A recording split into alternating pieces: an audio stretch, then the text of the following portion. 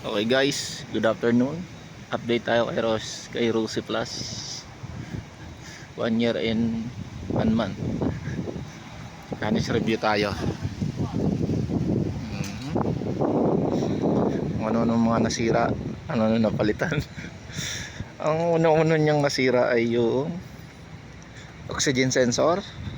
Nag-check engine siya. Yun pa lang napalitan ko. Pero ngayon wala na siya.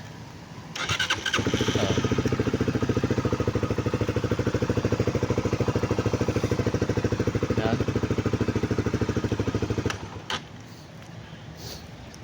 Yan, ano pa ba napalitan ko? Wala na akong napalitan eh. Langis, side mirror. Ang nawala dyan yung bracket, naging bracket ang top box. Ano pa ba? Yun, langis lang napalitan ko dyan. Yung ano pala, yung brake shoe ng disc brake sa ulihan. Napalitan ko na yan. Yun lang. Yun lang update ko sa Rosie Plus ko. 1 year in 1 month. Tapos 7 month na akong joyride member. Pagtapos ng trabaho, joyride ako. Helmet ng joyride.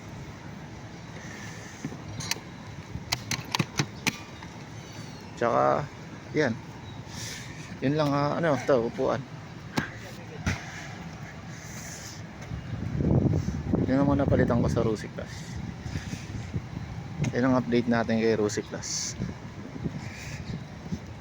1 year and 1 month. Ito, nilagay ko lang to kasi pag may sakay akong sa joyride, para siyang bibigay. Kasi local lang yung ano ko top box ko Yun lang. Para sa mga nagtatanong, yun lang. Ito may issue siya. Ito pinaka-issue niya sa akin talaga. Kahit anong adjust ko ng kadena, talagang sumasaya dyan sa tubong yan. Yan, yung tubong yan. Ito wala kayong mabibili pala nito. Ako lang meron niya. Kabilaan niya. Kaya pag tutungtong ka dyan, yan. Pag ngalay ka ng gano'n, pwede ka dito. Yan. Yan ang update ko sa Rosie Plus. 1 year and 1 month. Hindi naman nagloko yung makina niya. Yun lang yung check engine. Tapos pinalitan ng oxygen sensor. Yun na.